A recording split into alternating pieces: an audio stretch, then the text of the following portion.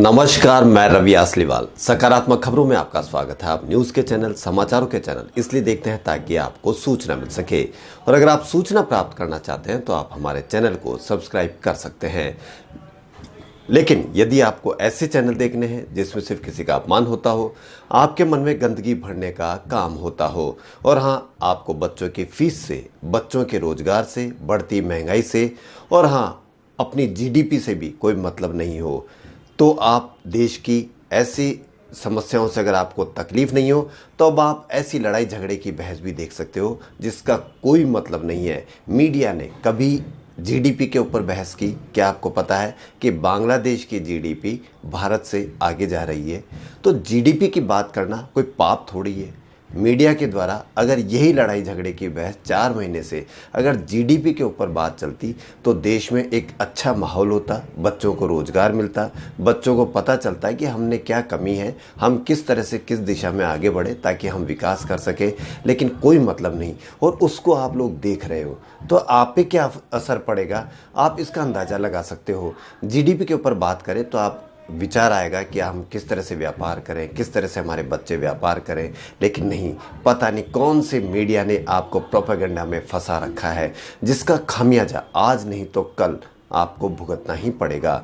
और आप पर क्या असर पड़ेगा यह पता नहीं, लेकिन जो आपके बच्चे जो बड़े होने वाले हैं उन पर क्या असर पड़ेगा, थोड़ा सा सोच करके अगर ये सोचोगे और दिमाग पर जोर डालोगे तो हो सकता है शायद आपको घबराहट महसूस हो।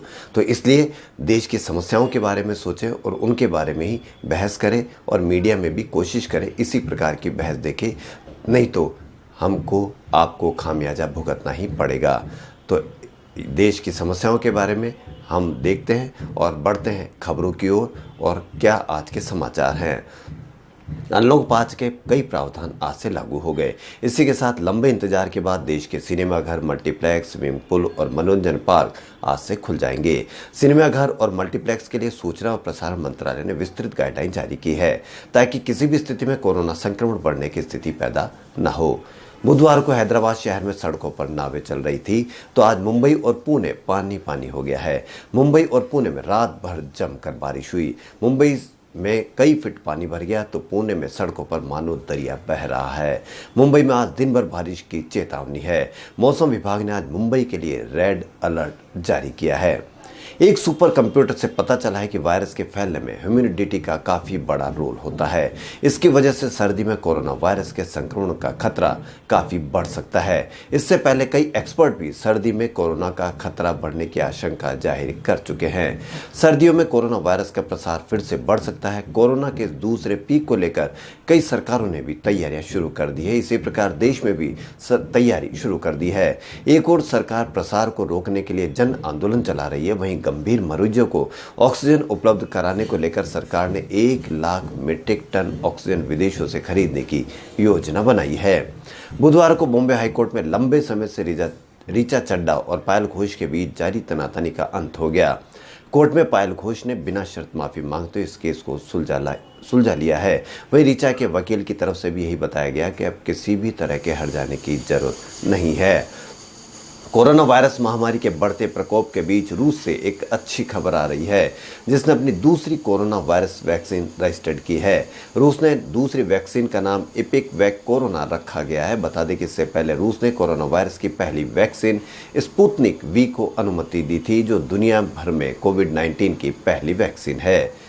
बच्चों के लिए कोरोना टीका बनाने पर काम शुरू हो गया है। अमेरिकी कंपनी फाइजर को सरकार ने बच्चों पर टीके के परीक्षण करने की अनुमति दी है। कंपनी अगले सप्ताह ट्रायल शुरू करेगी। सबसे पहले 16 और 17 साल के किशोरों पर प्रयोगात्मक टीके का असर देखा जाएगा, फिर 12 से 15 साल की आयु के बच्चों पर यह प्रयोग किया जाएगा। फर्जी टीआरपी मामले में रिपब्लिक टीवी के कार्यकारी संपादक निरंजन नारायण स्वामी और वरिष्ठ कार्यकारी संपादक अभिषेक कपूर बुधवार को मुंबई क्राइम ब्रांच के समक्ष पेश हुए। मुंबई पुलिस ने दोनों को मंगलवार को समन किया था।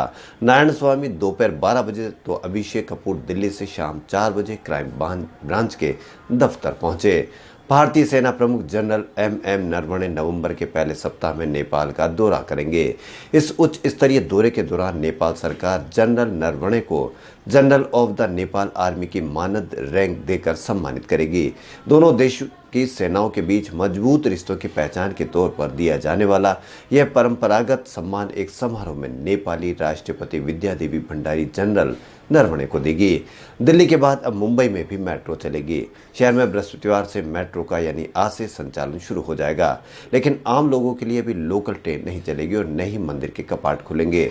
प्रदेश में स्कूल, कॉलेज और कोचिंग संस्थान 31 अक्टूबर तक बंद रहेंगे। राज्य मंत्रिमंडल की बैठक में बुधवार को सामाजिक दूरी के साथ मेट्रो चलाने की अनुमति दी गई। छात्रों और अभिभावकों ने शिक्षा मंत्री रमेश पोखरियाल निशंक और नेशनल टेस्टिंग एजेंसी के महानिदेशक विनीत जोशी को पत्र लिखकर जेई एडवांस की तरह जेई मेंस 2021 में भी एक अतिरिक्त मौका देने की मांग की है। उनका कहना है कि कोरोना महामारी के कारण छात्र अपनी किताब तक नहीं ले पाए थे। कई छात्र संक्रमण के कारण परीक्षा देने नहीं जा पाए थे। वहीं सुप्रीम कोर्ट ने केरल में हाथियों की हत्या के मुद्दे पर सुनवाई करने की सहमति दे दी। Chief justice S A. बोबडे की अध्यक्षता वाली पीठ ने याचिका पर सुनवाई करते हुए केंद्र, केरल सरकार और अन्य को नोटिस देकर जवाब मांगा है। वहीं लद्दाख के कारगिल इलाके को कश्मीर घाटी के साथ जोड़ने वाली जोजिला टनल के निर्माण का काम बृहस्पतिवार से शुरू हो जाएगा। सामरिक अहमियत वाली इस 14.15 किलोमीटर लंबी टनल के निर्माण कार्य की शुरुआत केंद्रीय सड़क परिवहन व राजमार्ग मंत्री नितिन गडकरी पहले विस्फोट के लिए बटन दबाकर करेंगे। इससे एशिया की 2 दिशा वाली सबसे लंबी टनल माना जा रहा है।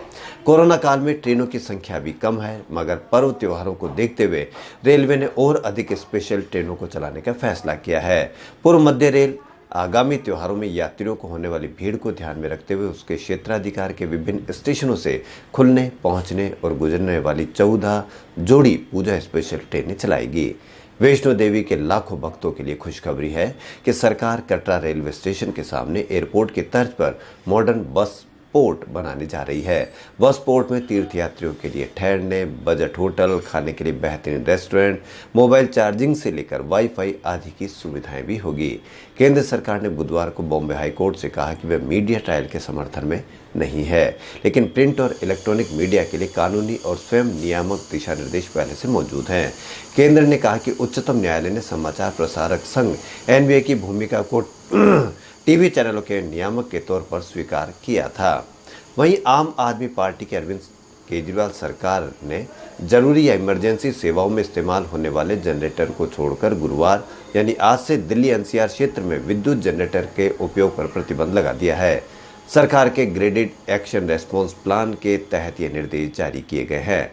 पश्चिम बंगाल की मुख्यमंत्री ममता बनर्जी ने बुधवार को 69 स्थानों पर दुर्गा पूजा का ऑनलाइन उद्घाटन करके राज्य में त्योहारों के मौसम की शुरुआत कर दी। उन्होंने कहा कि कई राज्यों में त्योहारों का आयोजन नहीं किया जा रहा, लेकिन लोगों की भावनाओं का ख्याल रखते हुए तृणमूल कांग्रेस की सरकार ने बंगाल में इस पर रोक नहीं लगाई है। टीआरपी घोटाले मामले में रिपब्लिक टीवी की याचिका पर सुप्रीम कोर्ट गुरुवार को सुनवाई करेगा। 3 जजों की बेंच मामले की सुनवाई करेगी। Justice DY Chandrachud, justice Indu Malhotra और जस्टिस इंदिरा बनर्जी की बेंच इस पर सुनवाई करेगी। देश में बुधवार को 14,504 एक्टिव केस और कम हो गए। बीते 27 दिनों में इसमें 2 लाख की कमी आई है। 17 सितंबर को ये 10.17 लाख की पीक पर थे और 14 अक्टूबर को ये 8,12,000 हो गए। बीते 3 हफ्तों में नए केस में भी करीब 3% की कमी आई है। 17 से 23 सितंबर के बीच ये दर 8.82% थी, जो 8 से 14 अक्टूबर के बीच 6.05% हो गई है।